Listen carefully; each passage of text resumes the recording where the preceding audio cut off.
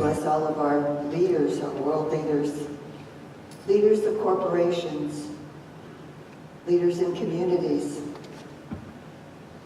that leader in ourselves, which as we step back and let go, we allow that leadership from the Christ in us, that image and likeness of the all that is, to shine forth with an even more brilliance.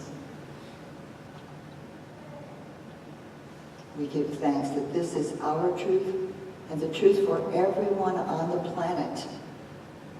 And we affirm it in the name and through the presence and power of God's amazing grace, in which we intentionally and humbly live and move and have our being.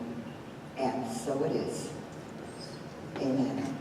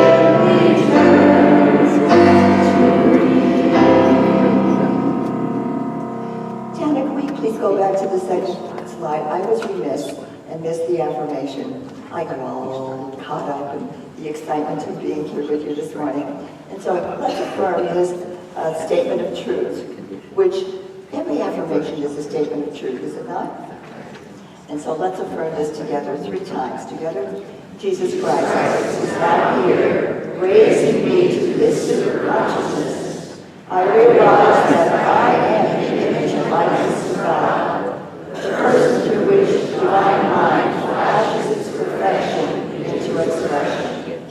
Again, please. Jesus Christ is now here, raising me to this super consciousness. I realize that I am the image and likeness of God, the person through which divine mind flashes its perfection into expression. Jesus Christ is now here, raising me to his super consciousness. I realize that I am the image and likeness of God, the person through which divine mind flashes its perfection into expression. And each time we affirm it, we anchor it more and more into our own being. Thank you. And now please join with me as we affirm our vision. A world powerfully transformed through the growing movement of shared spiritual awakening, and our mission. In loving community, we nurture and inspire spiritual growth by modeling and teaching universal spiritual principles and our values. Welcoming, diverse, prayerful, transformational, abundant, joyful, and empowering. In our statement of being, God is all, both invisible and visible. One presence, one mind, one power is all. This one that is all is perfect life, perfect love, and perfect substance. I am an individualized expression of God. I am ever one with this perfect life, perfect love, and perfect substance.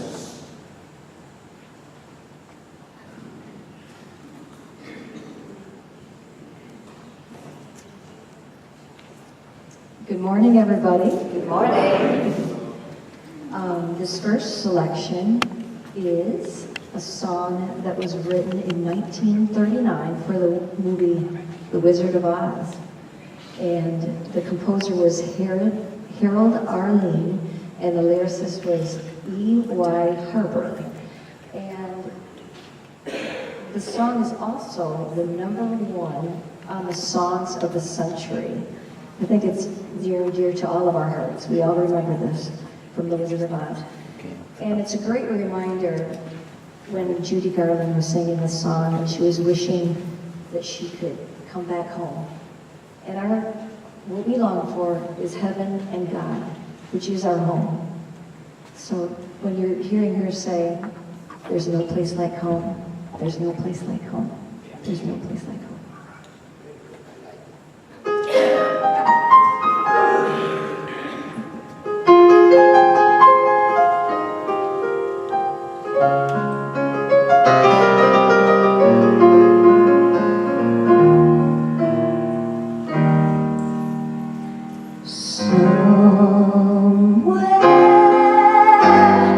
Oh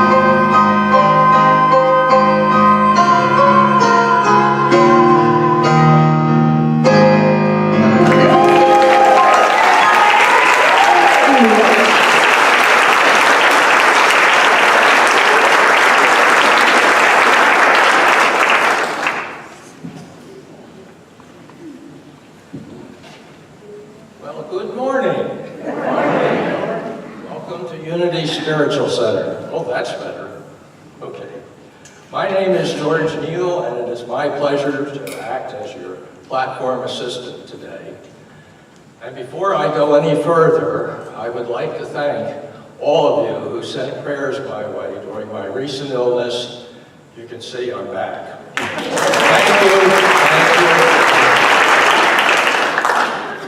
you. Well, thank you for joining us today. Unity Spiritual Center is our spiritual home where we know, love, and serve God through our prayer and meditation, our Sunday celebrations, our classes, and the community. And we appreciate the talents of our music team.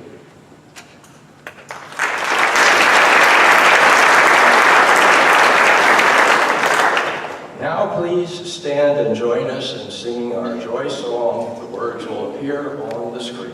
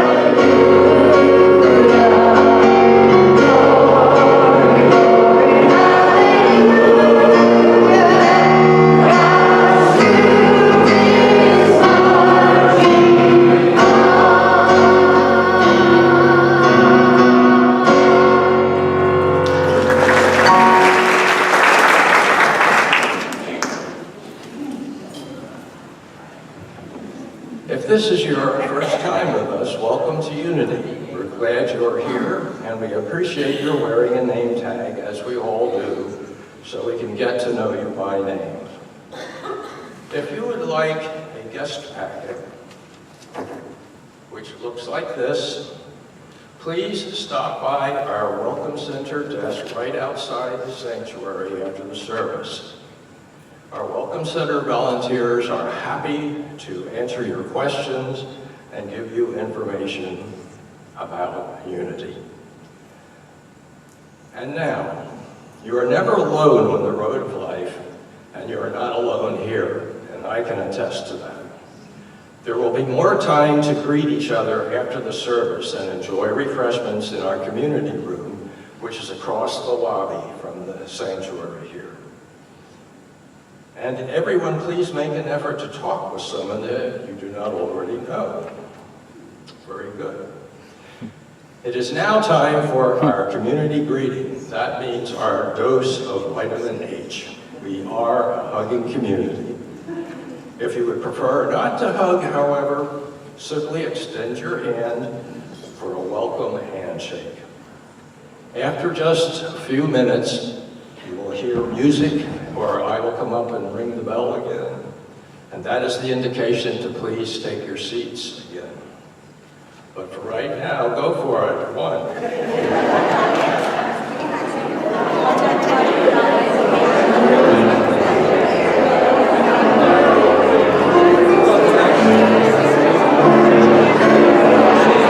Today is Celebration Sunday. Each month, we celebrate all the birthdays and anniversaries for the month. If you have an anniversary this month, will you please stand now?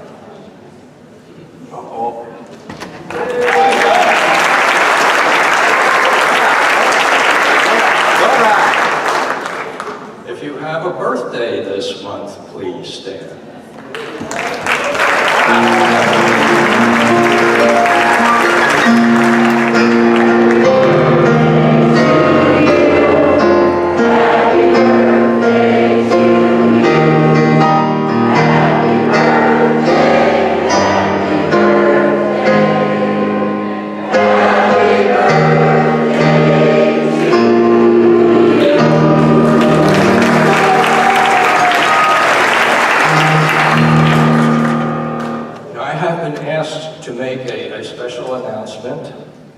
In the recent new board candidates booklet which came out, there is a typo. It read 2 two-year terms. The correct reading should be 2 three-year terms. And now, Mary Lou will make another special announcement, and then the prayer chaplain will read the daily word, then the power of the month, and bless the prayer box. But first, Mary Lou. Good morning. I've been asked to make an announcement. Evidently, there's about 40% of our membership that don't read their emails. And I wanted to remind everyone that it's time to renew your membership to the church or to join the church. And if you want to do that, you can either get in touch with our church administrator, her name is Corinne, and she's here Wednesdays through Fridays, or there's a form out on the narthex table where you can join the church. And it's very important because we have an annual meeting coming up and you cannot vote if you are not an active member. So I just wanted to remind people. Thank you.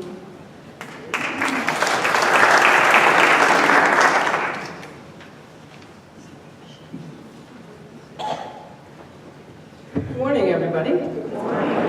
I'm going to start with another announcement. If you're a member and you do not have a bag for the love notes, please see me or email Corinne so that we can get a bag up for you. And there is also a red bag there for all the non-members, for people to put love notes in for them.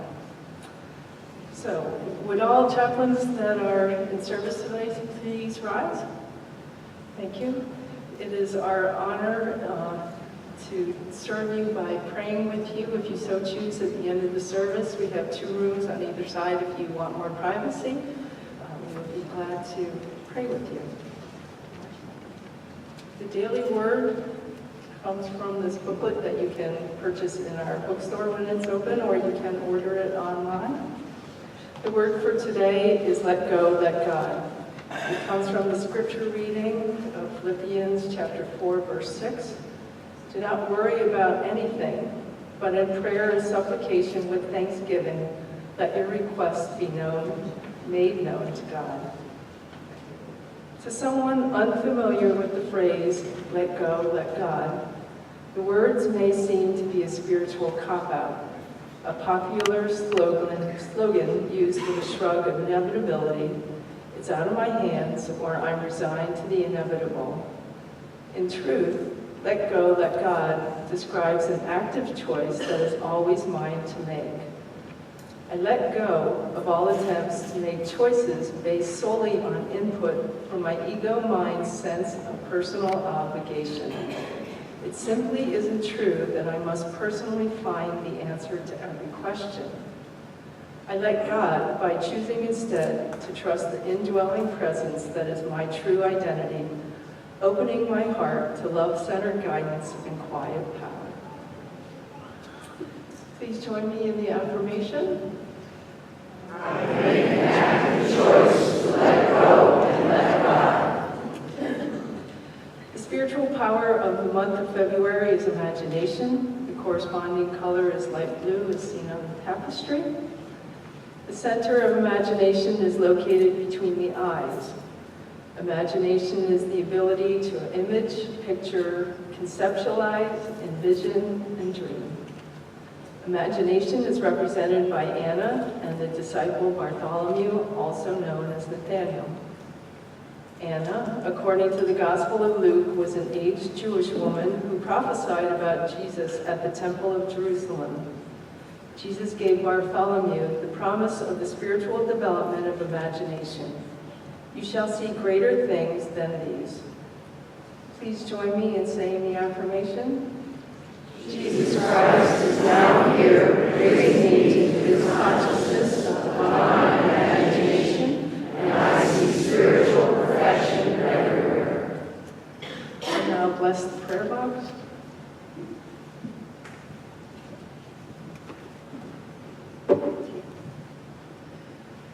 Take a moment to pause and settle into the potency of this moment. Taking a deep breath.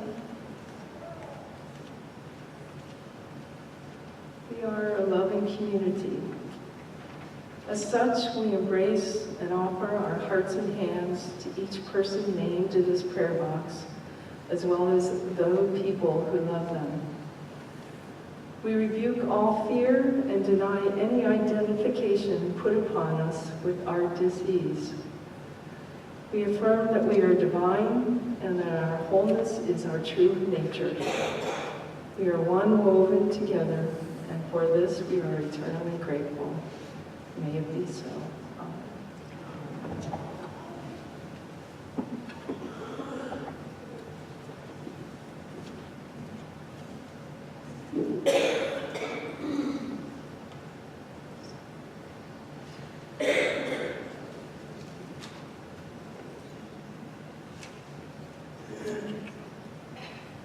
Is there anyone here who would like to share a brief moment of truth this morning?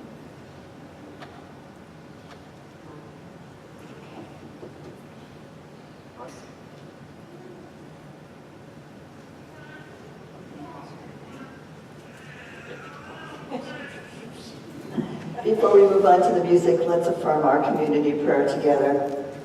We appreciate the examples we are witnessing of embracing differences of opinions. As the Christ Spirit continues to awaken at deeper levels in each of us, we grow in curiosity. We agree and disagree in love as we spiritually mature individually and collectively. We practice keeping our minds and our hearts on God. Thank you, Spirit, for our transformation. Amen. He's reprimanding me over here. The perfect song was chosen for today, which is Imagine by John Lennon. And he wrote this in 1971 at a time when he was dissolving his lifelong partnership with Paul McCartney, which was his childhood best friend. And I'm sure it was a horrible, disheartening time in his life, and he was probably wondering, what is this world all about? He was losing his best friend. He had a lot of hatred and anger going on. And as you know, under anger is sorrow and scared. So he was venturing out on his own. So here we go with Imagine.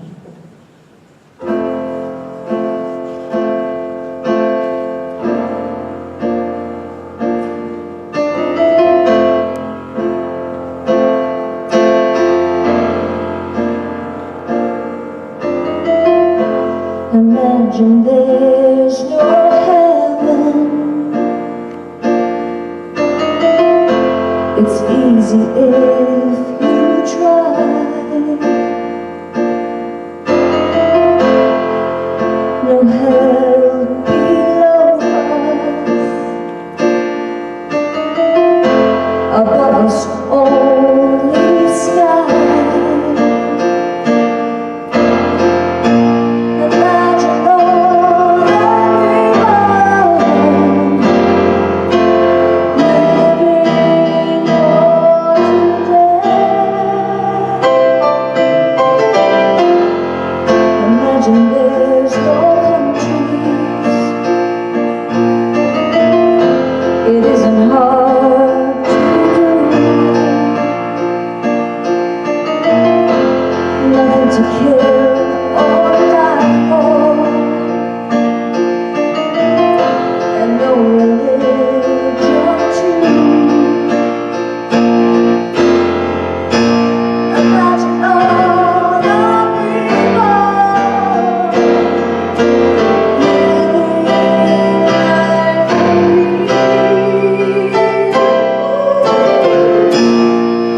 You may say I'm a dreamer, but I'm not the only one. I hope someday you'll join us and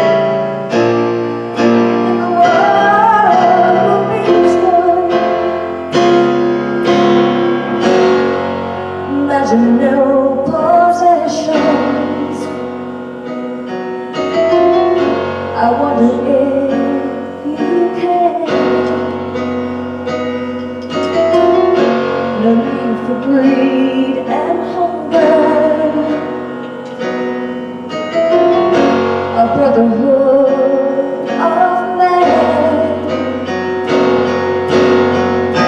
Imagine all the people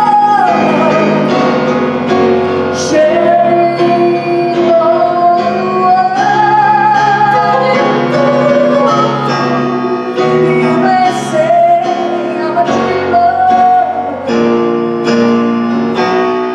but I'm not the only one. I hope someday you'll join us and the world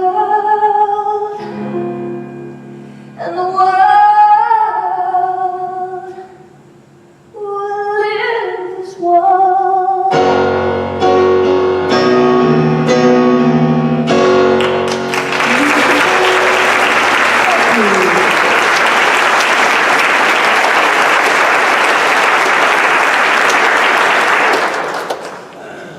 Amy just leaned over to me and she says, we're all dreamers here, aren't we? Yes, we are. And we see it.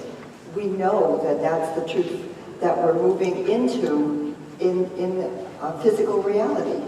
And so today, I thought, since we're starting the month of love here with Valentine's Day, although wouldn't it be nice if every month was the month of love, every day of the day of love? A lot of engagements, lots of weddings that take place now.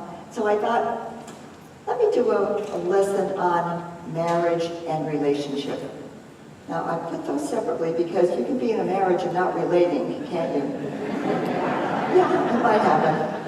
Well, marriage not only means the union of two people, it also means the union of two aspects of our own being, which is the masculine and the feminine. You notice I didn't say male and female?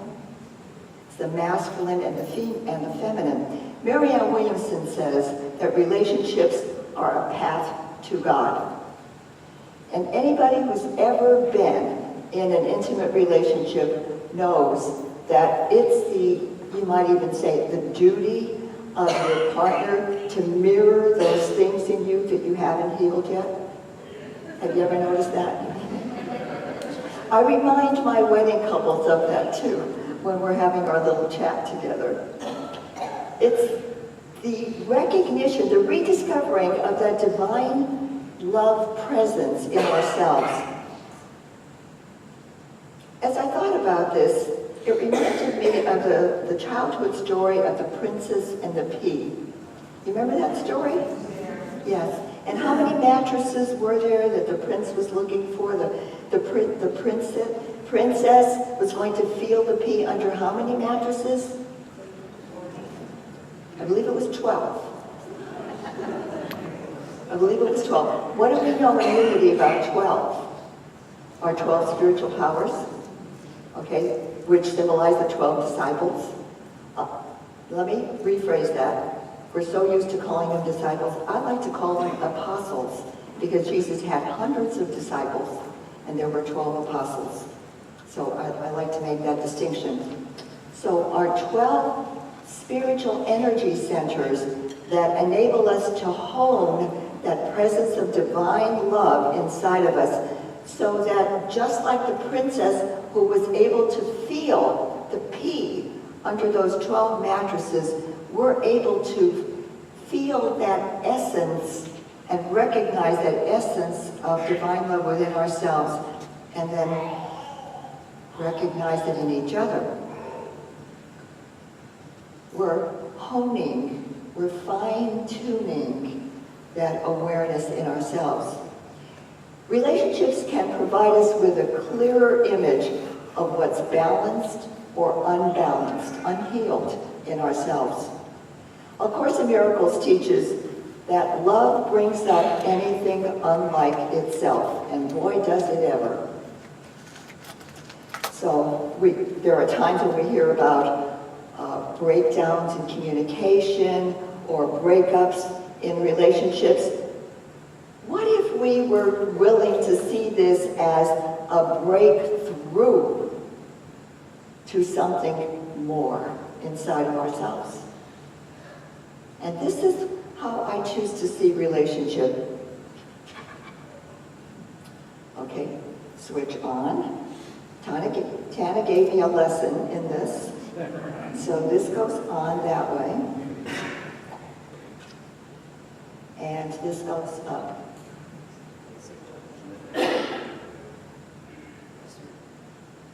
I'm pushing.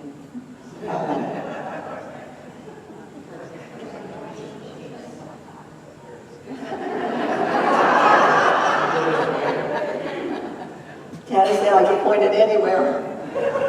Can you switch them for me? Is it possible? Okay, thanks. Then I'll just give you a high sign when it's time to switch it. I'm pushing it. All right, thanks. This is from Ian Levanzant. I really like this. When you find yourself in a new situation, everything that requires healing is going to rush to the surface. We don't often like that, do we? No. However, wouldn't it be nice if it just came up a little bit at a time to make it a little bit more manageable? And that happens in the beginning. As we're not paying attention, then it starts coming up more quickly. Have you ever noticed that? Mm-hmm. Okay. So I thought, let's take a little deeper look at an important wedding in Scripture. It took place at the beginning of the Judean ministry of our good Jewish friend Jesus. You know who I'm talking about? Although it didn't happen in Judea, it happened in Galilee in a city called Cana. How many of you are familiar with the story? Good. Gospel of John, chapter 2, verses 1 through 11. I'm not going to read the story. I'm going to talk about it. So those of you who are not familiar, please feel free to go back and read it. So Jesus and his apostles were invited to the ceremony, which means that Jesus had already been established as a teacher, having disciples or apostles.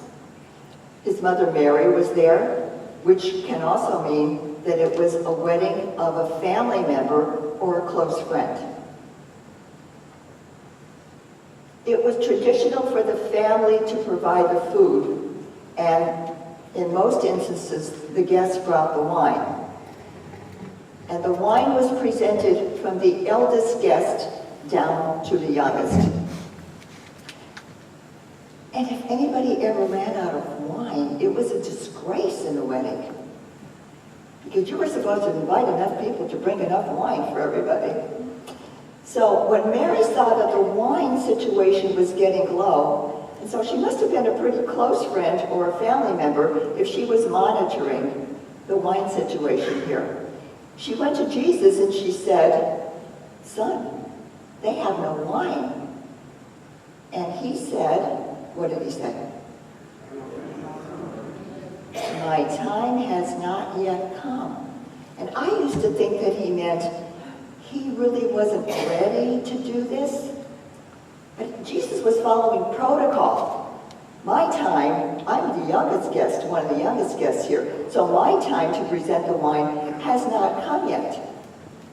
So Mary goes to the servants and she says, "You see that guy over there? Whatever he tells you to do, just do it." So I'd like to get a little metaphysical on you. Is that okay with you? Okay, good. Now I have all of this in an outline that you will receive on your way out. I know a lot of you wish you had it now. However, I didn't want you to get ahead of me. Okay, so please pick one up on the way out. You'll have the metaphysics for all the role players in the Wedding Feast of Cana and what we're going to talk about at the end, the outline that I gave you. So Cana represents a measuring rod. This is the balance. And isn't balance in the relationship important? Gee, we couldn't get through one day to the next day without having that balance there. Marriage is the union of the thinking, which is the masculine, and the feeling, which is the feminine. And that's the symbolization of it. Now, we have the wine, which is a major role player here. And wine represents those vital life energies. No matter how much we may feel in sync in a relationship, if our own awakened spiritual awareness is not called on and brought into the union, then those energies, that wine, can become depleted and even run out. Awakened spiritual awareness. You notice it's past tense, awakened? And that's the metaphysics of the Christ in us as we see in Jesus. And so as we come on that aspect of ourselves, the spiritual awareness in us that is already awakened, because it's there, there are often times that we just cover it over with a lot of distractions. Anybody know about distractions? Sure. And so it was Mary. Mary represents our intuition. And I love Charles Fillmore's metaphysical definition of not only Mary, the mother of Jesus, but also Mary, all the Marys in Scripture. So we have Mary of Bethany, who was the sister of Lazarus and Martha, and we also have Mary Magdalene. There are 3 Marys in Scripture. And Charles Fillmore says that Mary is the soul that magnifies the Lord daily in the temple, and through its devotion draws to itself the higher life. That definition, that symbolism resonated with me so much when I was a student in licensed teacher, early 1980s, that I committed it to memory. Because just think of what it says. The soul that magnifies the Lord. The Lord is the universal law. That's the metaphysics of the term Lord. The symbolism, the universal law. Meditates on that, magnifies, makes it bigger. Because whatever we focus on, if I have a pebble and I pick it up and I look at it, it could be about this big. And yet the closer, if I close one eye, the closer I bring it up to the other eye, how big does that pebble look? Huge, like a boulder. And so this is what that Mary aspect in us does. As we move into that time of prayer, we let go of all the distractions and we focus. We put our attention on the thing that's most important to us in that holy instant. So as the distractions come up, you can simply ask yourself, What's most important to me right now? And shift. Rather than go, whoops, sorry. I get you can't do one of those things. Rather than saying, oh, I told myself I was going to stay on target. I was going to stay focused. No. Because that complicates the distraction, does it not?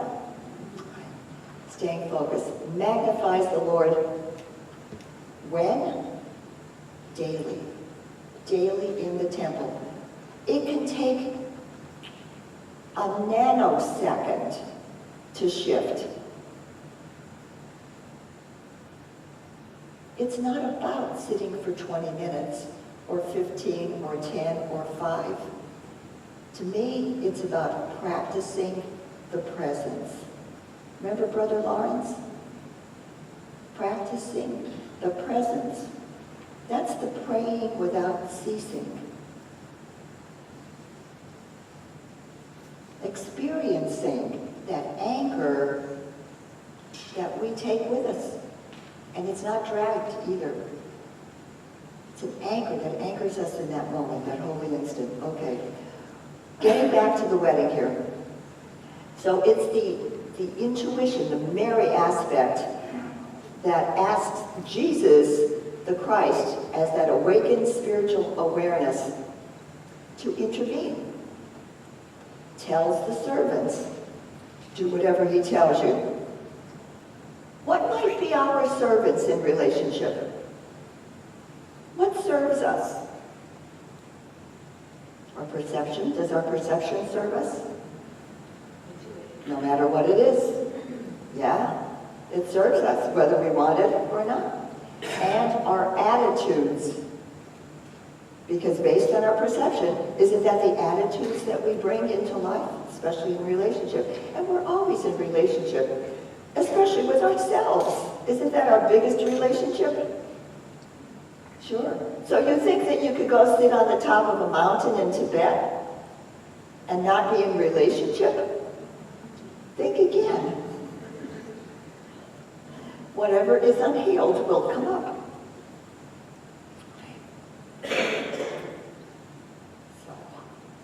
When we're active without the awareness of the presence of the Christ, that's when the energies can feel depleted. The wine is running low. A Course in Miracles teaches you are incapable of being tired, but you are capable of wearying yourself through the strain of constant judgment. Is that a right between the eye one? And that's where the imagination is too, right between the eye. It's what we're holding as our perception. You are incapable of being tired. You are capable of wearying yourself. Have you ever felt weary? I'm not really tired. I just feel a little weary. Have you ever felt that? Yeah. Then it goes on to say, through the strain of constant judgment, pick, pick, pick, pick, pick. As our awareness is with the Christ's presence, the new wine, the new vital life energies flows. And we feel that synchronicity in relationship because we're either in sync or we're in sick. As I worked on this lesson, I thought about the times that I felt depleted. And in each situation, I could trace back to one of the traits that can destroy a relationship, like criticism, control issues. I'm sure you know what they are. A Course in Miracles, once again, I guess you figured out that I'm a student of A Course in Miracles since the early 80s, I think 1980. Yeah. Beware the temptation to see yourself unfairly treated. Another powerful one, isn't it? Let me say that again. Beware the temptation, and it is a temptation, is it not? To see yourself unfairly treated. So much of what ails a relationship is because we've gone unconscious. And we start to blame other people when it's really our own stuff that's coming up and we're projecting it onto the other person. Next slide, please. Do not get upset with people or situation. Both are powerless without your reaction. Notice it doesn't say response. That's a whole different animal, isn't it? It says reaction, which is automatic, based on our perceptions and our attitudes. So, Jesus instructs the servants to fill the pots with water. Just plain, ordinary water. Water represents the emotions. Do you remember when the apostles were in a boat and Jesus was with them and he was leaving and the seas became at unrest and they woke Jesus up because they were fearful and Jesus calmed the seas? Water represents the emotions. All right, stay with me here. The emotions. The presence of the Christ as Jesus transformed the emotions, the drain on those vital life energies. And there was a renewed celebration in the wedding feast because what did the water taste like then? It tasted like wine. And it was better than what even the eldest guest brought. It was the best wine that they had ever tasted. So what could be an antidote for a toxic relationship? Have you ever been in the woods? There was a toxic plant there. Did you know that the antidote for that toxic plant is found right in the same area? Even right next to the plant. Did you know that? I didn't know that a couple years ago when I had poison ivy so severely. Yeah, so I don't go in that part of the woods again. Right next to my house in Pennsylvania, by the way. It's right next to the toxic plant. And it's the same thing in relationship. The antidote to a toxic relationship is right in the same place. It's the qualities that we are willing to bring to that relationship. The open communication, the dialogue, the willingness to understand, trust, acceptance, love, yes, and to me, the biggie, which I tell all my wedding couples. In fact, I'll tell you a little story. I always say to them, when I have a couple that comes to me after the fact, because they're married and their relationship is going like this, I always say to them that I don't believe that two people just fall out of love for one another. I believe that first they fall out of respect for one another. And when the respect isn't there, then that's when the heart closes. Would you agree? Yes. So to me, respect is right up there with love. So the respect and the higher love is that quality that we bring in that detoxes the relationship, which means no judgment. Is there judgment in the Christ? I mean, when you say WWJD, what would Jesus do? Is judgment one of the things that you see that Jesus as the Christ would do? No, of course not. So I'd like us to look at 5 attitudes of a conscious relationship that we can take with us, and it will all be printed on the page that you'll get when you leave. Number 1, and please read these with me. I have the responsibility of creating a healthy relationship. A healthy relationship, a healthy marriage, doesn't just happen, does it? No. It's important for both people in the relationship to be willing to grow together. Second, I am willing to look at and work on many less than loving traits in my personality. It takes courage to learn and to grow, doesn't it? It takes courage to be willing to open up and be honest and own our own shadow side. The shadow side in us is that part that hasn't been brought into the light yet. And as it is, then we're less likely to project it onto another person. And that can be the cause of a lot of anger and hostility in relationship, if you haven't found out that yet. And the next slide, light has no shadow. So be the light. I never thought about that until I saw that slide.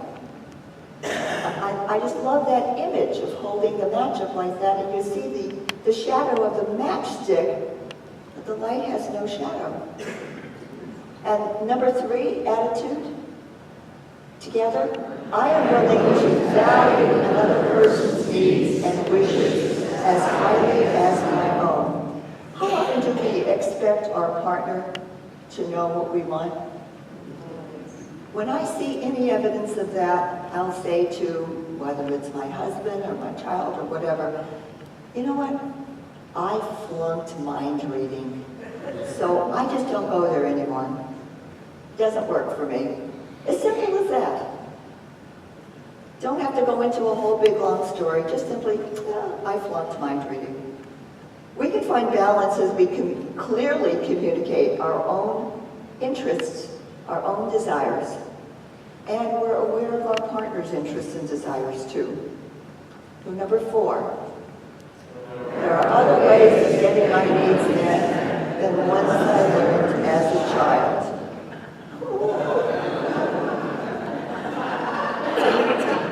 Yeah, just imagine that little 3-year-old. In fact, the one time my kids were saying, Mom, Mom, Mom, and I wasn't responding.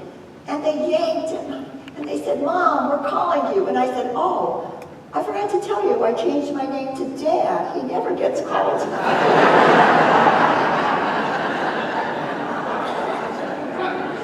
That's because Dad was an over-the-road trucker, and he wasn't home that often.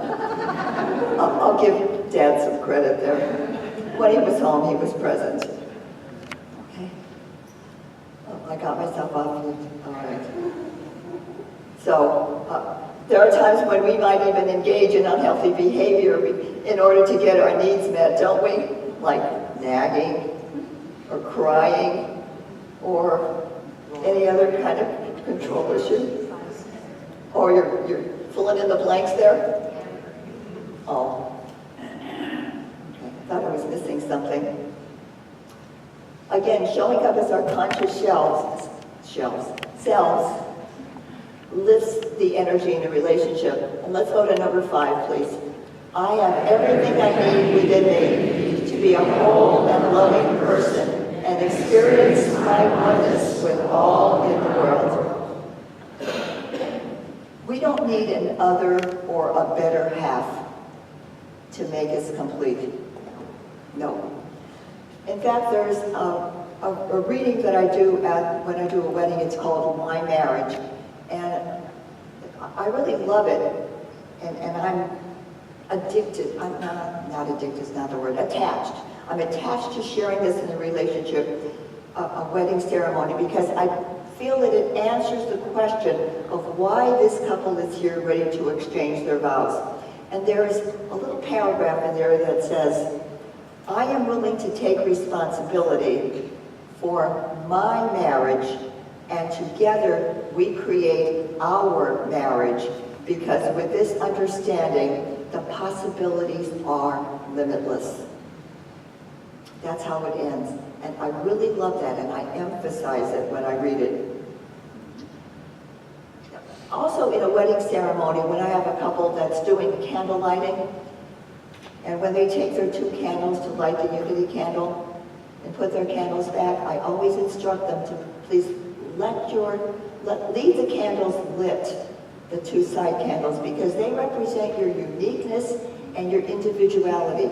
And you don't lose that when you come into relationship. How many individuals lose their own sense of self and identity when they come into relationship? Perhaps not as much now as when we did, or I did, as a woman 54 years ago when Bob and I got married. my husband's aunt used to introduce me as, oh, this is our Bobby's wife. Okay. This is our Bobby's wife, yeah. And when you signed anything, then you signed it Mrs. Robert Acacio. Yeah. Oh, then I wasn't the only one. Yeah. And the first time that I signed my name is Anne Marie Acacio. I'm not just Mrs. Robert. I'm Mrs. Anne Marie Acacio. Then it was so freeing, very freeing.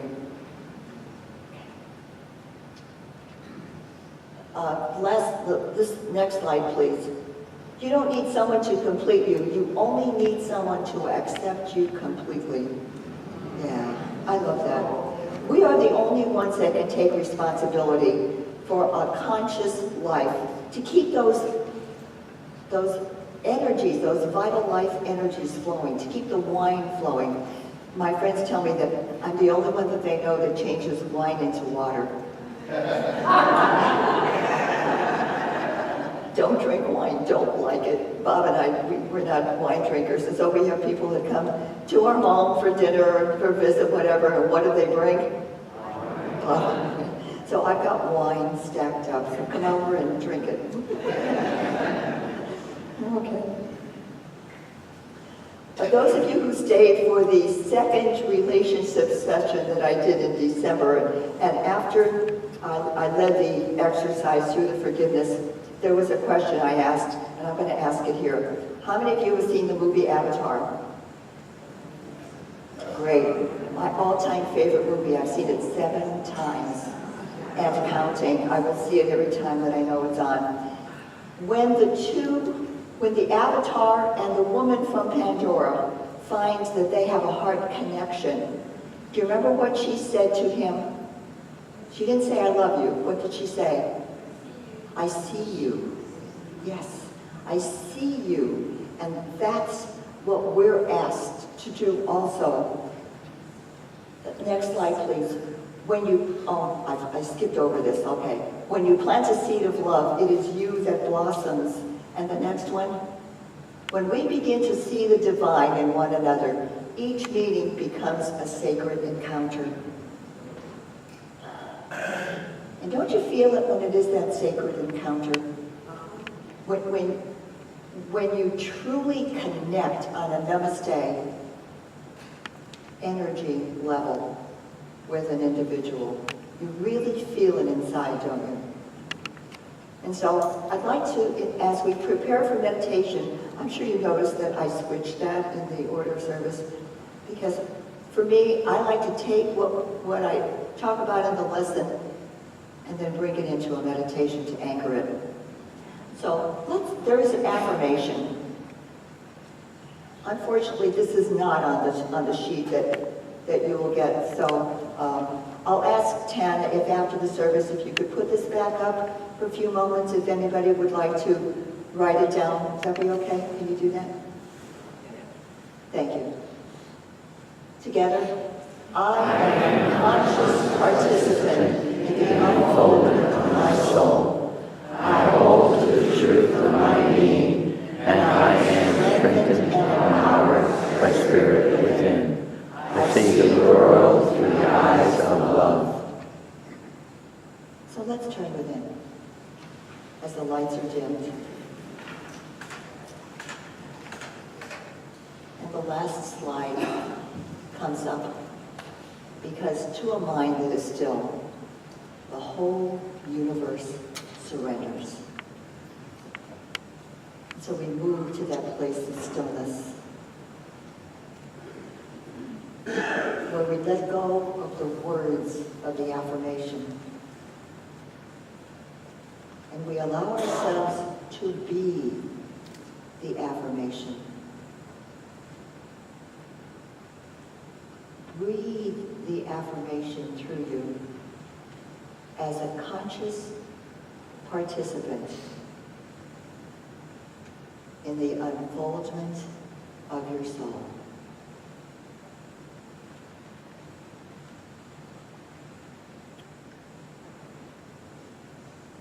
allow that vital life energy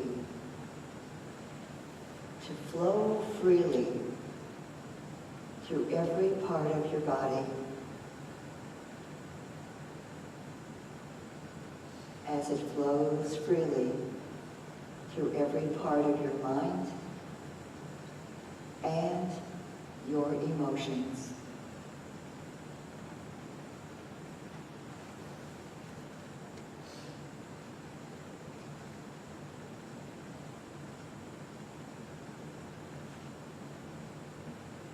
This is the most important thing I choose to focus on in this holy instant.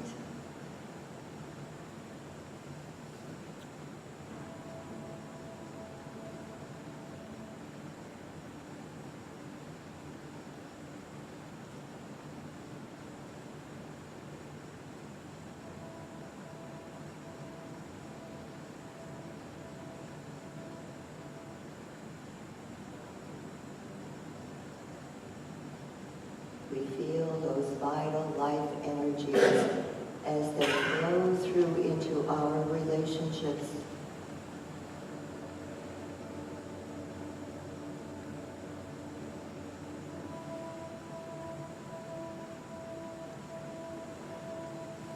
Healing any unbalanced areas.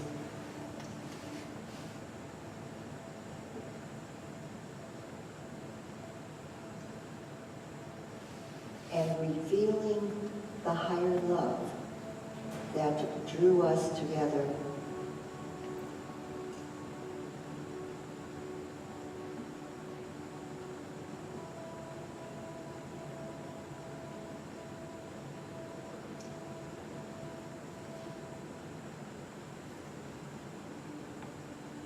We set an intention to continue in this space of balance and allow our imagination to hold the picture of a relationship that is whole, a relationship that is in sync. We give thanks in advance that as we have claimed it, it is completed in the name and through the presence and power of God's amazing grace, in which we intentionally and humbly live and move and have our being. And so it is. Amen. I now invite you to begin to breathe your awareness slowly and gently up behind your eyes. Feel yourself coming back more fully to this present moment, maintaining that space of generosity of spirit and spaciousness in your life. And as you open your eyes, we see through the eyes of love. Namaste. The divinity in me honors the divinity in you.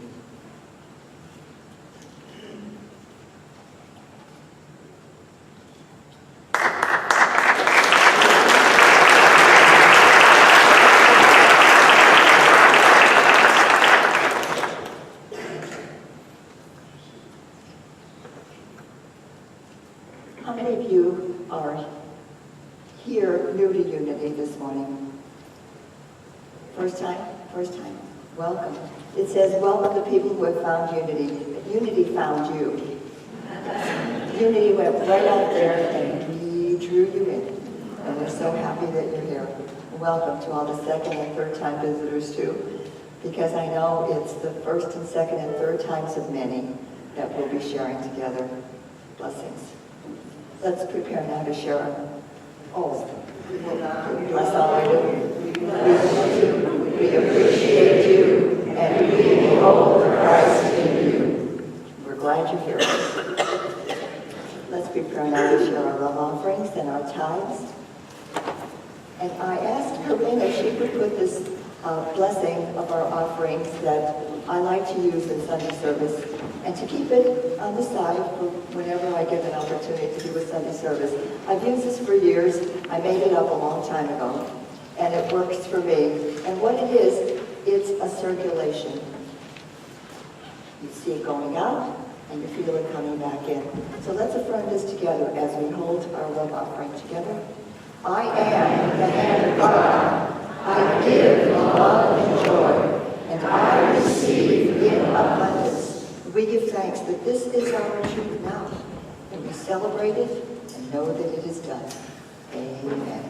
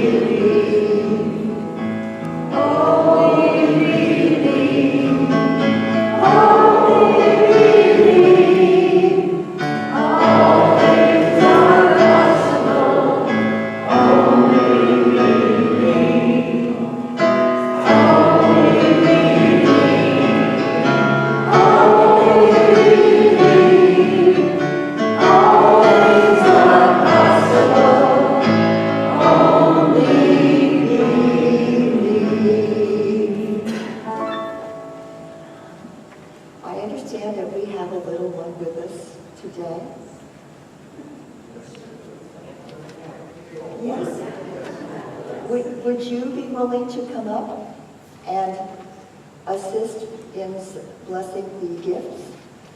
Would you like to come up? Oh, and another?